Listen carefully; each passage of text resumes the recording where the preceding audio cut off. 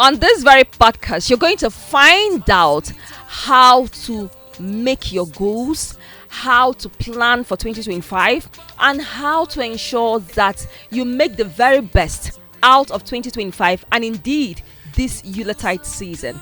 My name is Oma, your very sweetheart on radio, TV, social media, sweetheart everywhere. Welcome to Oma's Diary 360, where I chronicle my journey as a broadcast journalist. And it is amazing. I'm excited, always excited, because this conversation I had with Barrister Nnenna Ifepe, who is a law lecturer at Barr Nnenna University. She just spit it the way it is.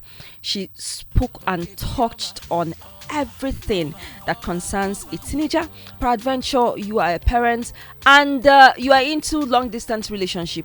Barrister Nnenna talked so much about what your relationship with your partner can actually cost your teenager, and as a teenager, what you can actually do to ensure that you become the very best version of yourself.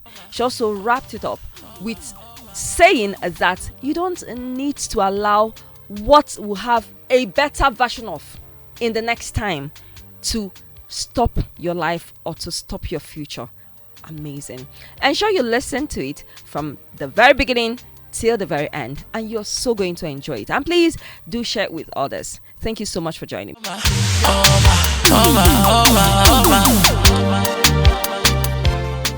I'm super excited today because we have an amazing, what a way to wrap up all that we've been doing in 2024. We have an amazing, I met this amazing, beautiful lady at a program that was held by Gwacham Chidiogo during the Blossom Girls Conference. And I heard her speak and I said, I must connect to this lady and I must bring her here because we need to start from here. And I'm talking about the amazing, ever gorgeous, beautiful Barrister Nnenna Ifepe, who is a lecturer at Barr Nnenna University, Okija, right? Yes. Good. Glad to have you join us on the program. Thank you so much. So you need to come closer to the mic so that we can get you better. I heard that better. Okay. Glad to have you join us on the program. Thank you so much. Okay. So you were telling me something about public law. Yes. Okay. So I lecture at the public law department at Okay. University Okija. How is it like being a lecturer? I've never really met. When we talk about lecturers, we see old people. But when you get into universities, when I saw Nnenna, she introduced herself as a lecturer. I was like, this young, scintillating, beautiful lecturer. What's it like lecturing students, teaching them? Just tell us a bit about that. It's amazing. It's one thing I wouldn't give up for anything else in the world. Wow. I'm a lawyer with Jarun Doka, Senior Advocate of Nigeria. I work there. Okay. And you still work there? Yes, I still work there. Amazing. Yes. That means you work there and lecture as well. Yes. Amazing. Yeah. So law lecturers are allowed to practice, because if you don't practice, what are you going to teach the students in the classroom? Okay. There's nothing they teach them in the classroom. And lecturing students has been impactful. It's been something I live for. It was something I actually wanted to do over time. And I'm happy to be in their lives. I'm happy to impact their lives. I'm happy to show them the way. I'm happy to show them the light. Okay. And like I always say, the classroom, it's my field, it's my platform. Oh, wow. It's where I preach the gospel through excellence. Of course, through excellence, through actions, and through words. Of course. Amazing. I'm just having goosebumps here and listening to you right now. Okay, we have a very important topic, but before we get into that topic, I'm just inspired to ask this question because a young person, a teenager who is listening to us right now, will want to know what it entails to become a lawyer. Okay. What it entails to be a lawyer? Of course, you have to get the preliminaries, get your English, Maths, Literature, and the other government subsequent subjects you need to get. Then get admission to study law in university, get to law school, pass your law school. Then when you pass your law school and you're being called to that, that's when you become a lawyer. Right. Like how long have you practiced right now? I've been practicing. I was called to about 2011. Okay. Yes, so I've been practicing 2011. Yes. Wow, that's quite some time, and you've gathered. Old. No, you're not old. You're not old one bit. Oh, okay, and there's this thing before we get into what we wanted to talk about. There's this thing about ladies becoming lawyers, about this thing that if you marry a lady that is a lawyer, that she will keep, she will keep, she knows her right and all that. Please, especially for young ladies that will want to get into law as a profession, okay, what can you tell them, all right, picking that profession? Okay, when it comes to law, we don't have male or female in law. Okay. We are all gentlemen. Oh. In law, yes.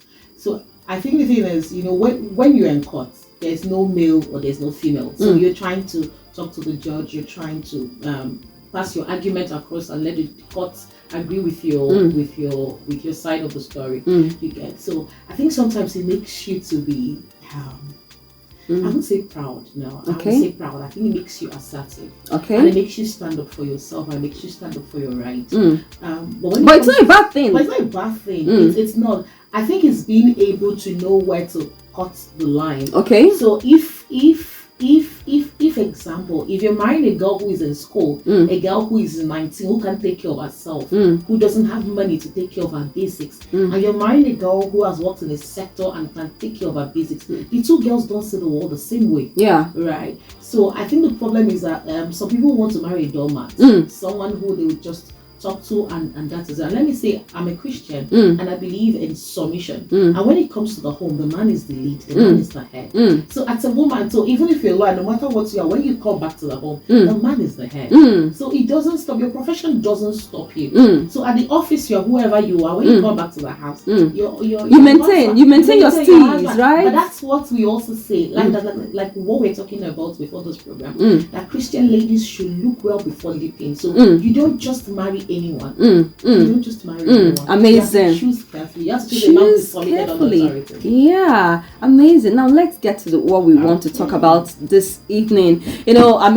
Just 10 days to the end of 2024. And this program is basically for teenagers, right? Now we're looking at a situation where how can a teenager recap his or her 2024 and look forward to 2025, considering the fact that it's just 10 days and before you know it's January, and before you know it, school has already started. How can a teenager recap his or her 2024 and launch out bigger and better for 2025? Okay, so I think first of all is to review your goals for the year. Okay. So I don't know if they still do that, but a lot of people, another thing I've realized in some teenagers is that they don't even have goals. So if you're talking about reviewing goals, first of all, what is the goal? What's the goal? So, and how can a teenager set a goal quickly? Set a goal. So I think a goal is what you achievable targets that you want to get by the end of the year, or by the end of the quarter, or by the end of whatever. So you have it spelled out. So for some of my friends, they have what's called a vision board. Okay. So you have a vision board. You put it where it's very conspicuous in your room or wherever, so that when you look at it, so you say your spiritual goals for the year, you set your career goals for the year, you set all sorts of goals for the year. So you have targets. You have targets when you will meet them. So that's what I'm saying. Like you said, most of them don't even set. They don't even know, because they don't even know. They don't even know what goals is all about. So like example, if you have to read, so in 2020, did that 2020 or 2021? I read about 61 books in a year, and I was reading one book per week. Wow! So I have to set a goal that I read 2 chapters or 3 chapters every day. Wow! Yes, and it was very, very achievable. Wow! Very. That's quite interesting, inspiring. Very achievable. How did you achieve that, please? Because I was very, like, when I go to work, on my way to work, I wasn't driving then. So inside Keke, so my office is at Old Road. So inside Keke, I will start reading from Housing Gates to Old Road. So that's about 30 minutes or so. So I'm a very fast reader. I read 2 chapters. So when I go to court, because my office there, will go to court, come back, will rest. I will start working around 5, so maybe around 10. When I go back home. So by the time I do my rest, I'll now read another 1 chapter. When I come back home before I sleep, I have to read another 1 chapter. And that's like consistency plus discipline. Consistency and discipline. And social media was not a distraction. Funny enough, this year I had social media distraction for the first time. So I wasn't keeping up with the fact that I also have all the things I was doing. But those things it's just like exercise. If you say you exercise, you make out time to do it. If you say you will diet, the thing is, are you disciplined enough to see this thing through? So back to what you're saying about goals. Review. If you set goals, so like let's say one of the goals I set, one of my spiritual goals I set was fasting. Okay. I'm not good with fasting because of some things. So I had to say, okay, I fast 6 to 12 before, I'll increase it 6 to 1. Okay. From 6 to 1, I'll increase it to 6 to 3. Okay. So I'm trying to push myself. Okay. You know, so I set it as a goal this year. In that boyfriend, my boyfriend of all against you get. So when as a teenager you set your goals for your books and you said, I will read 2 hours a day or 3 hours a day and put aside my social media. When it's time, what am I going to do? If you want to put your phone on silence or you want to leave the social media for that whole day, so you say this time to this time I'll wake up early. So I don't even know how many of them still wake up early, because another issue we have is that we have all these secondary schools where we teach children to be so relaxed. You know, so they have cleaners who clean for them. They have people who do everything for them. All I know, went to secondary school, they have to wake up by 4 in the morning, do your morning chores, and leave the hostel by 6.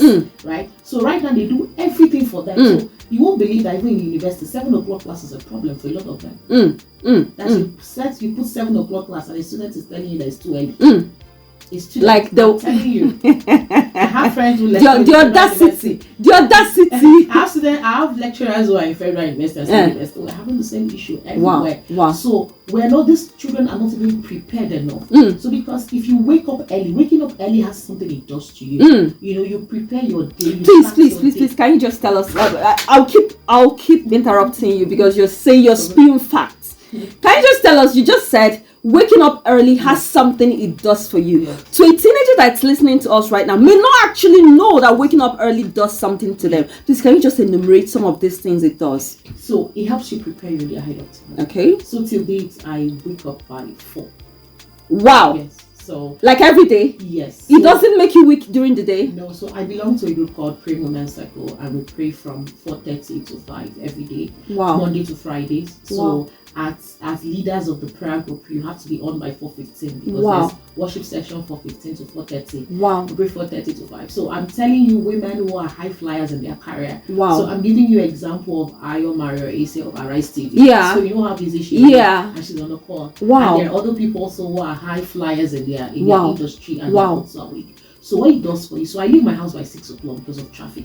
6, 7, I'm out of my house. So it means I have to wake up early. After I have to prepare breakfast. I prefer eating my own food. So it's not like I don't buy food outside most time. So I have to prepare food, do 1 or 2 things before you leave the house. So when you leave the house early, it helps you. There's no traffic in the morning. So you're not trying to rush it against traffic. So today I was meant to be here 3:30, but I was here 3:90. Yes, you were. Yes, you were. Yes, I was here 3:90. I was really inspired. Yes, I'm used to going out early. So it helps you plan your day. And I have a book where I write the things I must achieve every day. Oh. Yes, I have a book where I write out the things. Teenagers, are you hearing that? Wake up early, plan yourself, prepare yourself, then have a book where you write the things you want to achieve in the day. Please go on. Every day. So at the end of the day, I'll come back and look at it. So I did this, okay. I did this, I did that. I wasn't able to do this, so I'll shift it to the next day. It's just the same way with my needs and my wants. I have a book where I write my needs and my wants. So that when I get my money, I know, okay, I do this, I do this, I do this. I cancel this out, I don't cancel it again. So another thing is planning. There's no... These children, parents are not even teaching children a lot. In Onitsha, it's very painful that a man has a successful business in main market and his apprentice, that's Omo Boy, leaves the house as early as 6 o'clock and his children are still sleeping. So the old boy that you are training to wake up early in the morning by 4 o'clock to wash the car, to wash clothes, to do whatever they will do to leave and leave the house by 6:30 because they have to get and your own children are sleeping. Where will they learn? So by the time those children cross that formative stage, they've already crossed that formative stage of primary school. We now take them to secondary schools where they do every single thing for them. And when they come to the university, they can't even. It becomes worse. So they don't come to class. Some of them don't come to class. I'm telling you, some of them don't come to class. Except the lecturers who are very strict. Some of them don't. They just stay back home. Or they will come late. You say to them, tell you, so why are you late to class? They say, I didn't wake up early. I came from Onitsha. I mean, you can't even try to answer my class. Once my class, you're done. If I'm in a good mood to let you enter my class, that means you won't mark your attendance for that day. That's punishment. If you don't have 80% at attendance, you won't pass my course. No matter how you write. Okay. So it's just so we have to be planning. We need to teach our teenagers how to plan, and this thing starts with parents. Yeah. We shouldn't be leaving everything for schools. And I'm going to say this: a lot of parents, we are making so much money and leaving out what we should do. I think a lot of people are getting married without being prepared to become parents, because to become parents, it takes a whole lot. It's just like reading. When we talk about reading, a lot of teenagers are fascinated by social media. You won't believe that a lot of teenagers cannot even read long. Just write something about one page. You can't be able to read it. So they want you to do dance. So I heard I'm not on TikTok. I'm still trying. So they said you have to put dance. Yeah. It's not everything that has to be done. Reading has to do with discipline. Everything in this life has to do with discipline. So we have to. I keep saying, when your children, when you're exposing them to toys, I'm not saying to expose them to. Their educative toys can expose them to. You should also teach them reading. Have a library. Buy books for them. When we were growing up, we used to read books. We used to exchange books. I'll finish reading books. Yes. 2 days we are done. Yes. You give me your own, I give you your own. Now those children are staying on social media so you give a just one girl or just one boy an iPhone, and I'm asking, what are they? I've kept on asking, what are they doing with the phones? They'll be like, hey, they have to do assignment. I said, we tell ourselves the truth, it's not assignment they're doing with the phones. There's a desktop. You can make a desktop at your house and you supervise them. What they're doing on the phones is what we don't even know. Are they reading? No. We need to start from when they're teenagers. So if you see parents who read, you find out that their children read. There are people that when you go to their house, they have a library for their children. So I have someone I follow, actually, and for this Christmas, the wife brought books by Francine Rivers. Francine Rivers is one of the best Christian fiction authors. So the wife brought books by Francine Rivers. They're going to read this holiday. Wow. They're going to read this holiday. Wow. And as of today, he showed us on social media, the daughter baked bread. You know, there are things you can do to make their life, you plan their lives for them. And of course, when you do your own best, let it not be that they didn't follow through. But the problem is, we are leaving children to sort out their lives. And that's unacceptable. Unacceptable. Okay, now let's look at practical ways, practical things a teenager can actually do to ensure. I mean, we're just 10 days away from the end of 2024. All right, whatever it is we are doing, we are recapping 2024 and we are launching 2025. I mean, you've said a lot of things which I am so well aware that a lot of teenagers are hearing it for the very first time and they're like shouting wow, and even some parents that are listening to us, they are hearing it for the very first time and they are screaming their lungs out. Okay, so what can we do? Because we need to see teenagers that can actually read, because reading is life. Right? We need to see teenagers. The social media distraction is too much. It's crazy. So what can we do? This is the Yuletide. I mean, from now till by this time from now till till 3rd of January, it is just, party, enjoyment, eating and all that. You know, what can a teenager do to ensure that they don't forget their studies and also they still have fun? They balance it. Yes, they balance it. I'm all for fun. I'm all for balancing life. You know, I still think it still goes down to planning. Okay. So if I have 10 days to Christmas and if I have exams coming up in January, it means, for example, I'm offering 4 courses. Okay. How am I going to split it? So course 1, how many topics did I do in course 1? I keep telling them that they're even blessed in this age where there are numerous courses, or every topic you are being taught in school, there's a course on it online. We have every course you are being taught. Have you checked Coursera? Have you checked EDS? Have you checked Harvard Online? What have you not? There are many. Have you checked University of Alberta? There are many. So all you need to do is to plan yourself. So by planning yourself, you said, okay, on 22nd of December, I wake up by 4 o'clock in the morning. This 4 o'clock waking up is very important. So I'm going to pray from 4 o'clock to 4:30. And that entails also sleeping early. Not pressing for, because sometimes you'll be like, oh, but the truth is that we're pressing for. And when you're just pressing for. And most times when you sleep late, waking up early becomes a problem. You wake up with headache or rest like that. So you sleep early, you wake up early. So you wake up by 4, pray 4 to 4:30, do your chores. Of course, you have to do your chores. Your parents are paying heavily for you to enjoy the things you're enjoying. So you do your chores, and you might tell yourself, okay, from, it depends. There are people who read early in the morning, people who read at night, people who read in the afternoon. So you know yourself best. So let me say, example, you prefer reading early hours of the morning. You can say, okay, after doing your chores, you read from 6 to 9 when there's no much distraction. You know, you read 6 to 9, you take out your phone. It's not the one you are reading and you are pressing phone. No, if you are giving yourself 3 hours, let it be that you're maximizing that 3 hours. So you tell yourself for 3 hours, you will check what the lecturer has taught you in course A, maybe this particular topic. So you might say, okay, from 11 to 1, I'm going to watch a movie. 11 to 1, I'm going to watch a movie to indulge myself. So example, you want to visit your cousins, you might just say, okay, 2 to 4, 2 to 5, I'll visit my cousins. Come back. Maybe sleep, and then maybe do a course online, because when you do courses online on that particular topic, you are going to get more insight. So example, I allow my students to explore. It's not what I taught in class. I allow you to do courses, allow you to do, come and show me if so I think when you plan out yourself that way, you might not be able to follow through every day, but it gives, and also get your friends along. Okay. If you have, the other problem is that this generation, they don't have accountability. They don't have friends with the same value system. A lot of them are lonely. You know, the social media is their friend. So they're just loners. You get? So when someone is a loner, you don't get to see people who will ginger you. There are days when you'll be down. There are days when you don't want to read this book.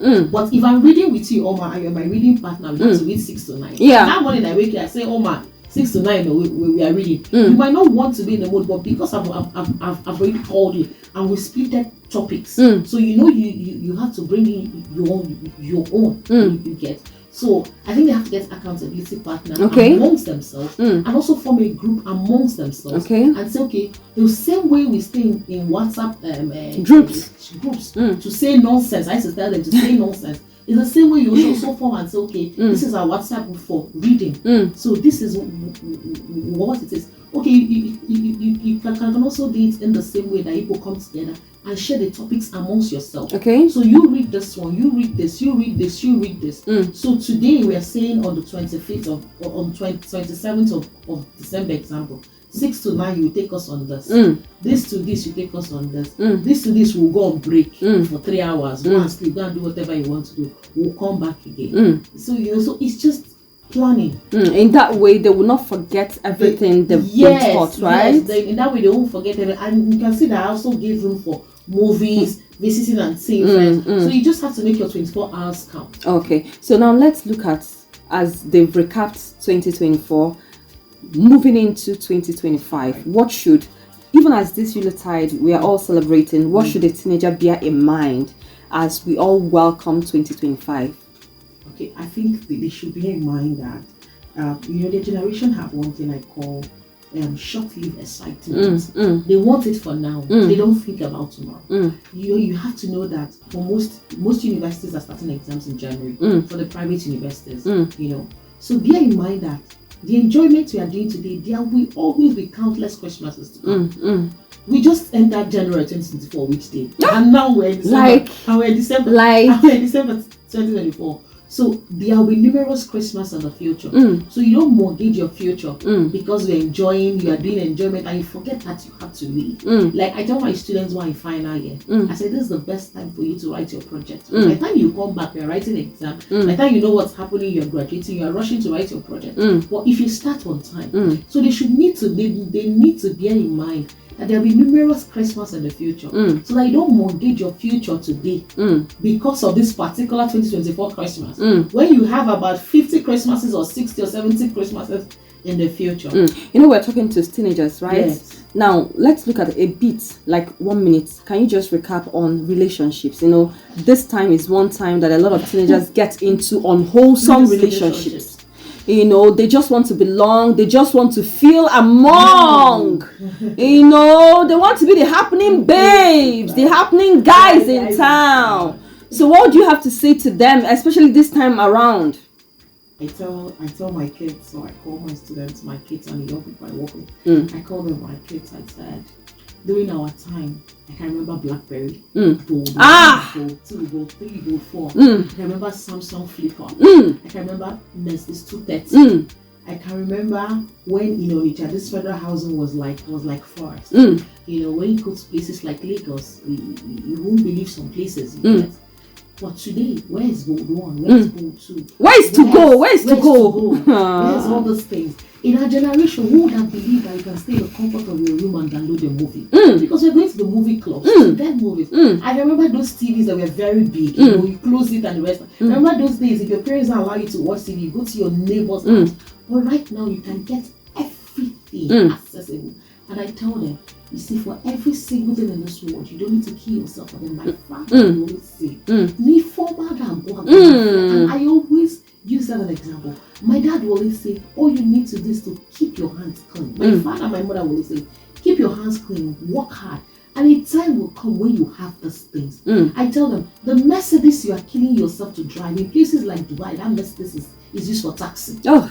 So the iPhones we are using, iPhone 16 that is out now, iPhone 17 will come, 18 will come, 19 will come, 20 will come. So when you kill yourself for those things, for the week of 1 million naira, there'll still be a week of 1 trillion naira. A time will come when you'll be able to afford those things. So there is no need killing yourself for things you can afford in years to come. I tell especially my girls, I said, in 10 years to come, when you can afford to pay for a hotel room, you will cry that you gave a man your virginity for 20,000 naira hotel. And then you are feeling funky with it. Or for the guys out there that say Yahoo, because Yahoo is just so prevalent among the boys. And what is it? Because they want to drive GLUK, they want to do whatever, and they want to do that. I said, a time will come when those things will not matter. You get? So you need to know that those things of the world are vain, are vanity, they are fake. There will always be a better fashion. So Kunle Remi, the popular actor, will say, now who buy car today buy the older fashion. And that's the truth. So just keep working hard, keep your head calm. Leave those friends who make you feel insecure. And also I want to tell you that the social media is not the real world. The celebrities you look up to, most of them have worked hard for years. So you're looking at someone that's been in industry for 25 years. So I was saying someone that when we were growing up that we used to watch Funke Akindele. I need to know. I need to know. That is over 30 something years. Yeah. Now. And you are seeing Funke of today and you want to be like Funke. It's not possible. It doesn't work. want to look back at her story, her back story. So you should know that these things, there's no need killing yourself for something that the better version will always be there. So amazing. What's your quote according to yourself? Amazing. There is absolutely no need for you to kill yourself when there is a better version of that thing that will come. My goodness, Barrister, you are going to come again. Before we came on air, I told you that this is the first of the many times you're going to come on air. I mean, you've said so much, and I'm so sure that your words, it has just gotten into the hearts and minds of the people that need it. Thank you so much for coming through, and we look forward to having you again and again. So you can share your experiences with us. I mean, you've shared so many experiences with me, and I mean, you're going to come again. Thank you. You come again. All right, thank you so much. That was Barrister Nnenna Ifepe. She's a lecturer at Maduna University. She's a law lecturer. I mean, she spit it the way it is. She has said it all. You don't have to kill yourself over something that will have a better version of tomorrow. Your life is important, and you can afford those things that are jigging. You can afford them. Live your life as it ought to be. My name is Oma. You're very sweetheart on radio, TV, social media, sweetheart everywhere. Once again, thank you. So much, and we're going to have a great time. We do wish you an amazing Christmas celebration. Do have a great time.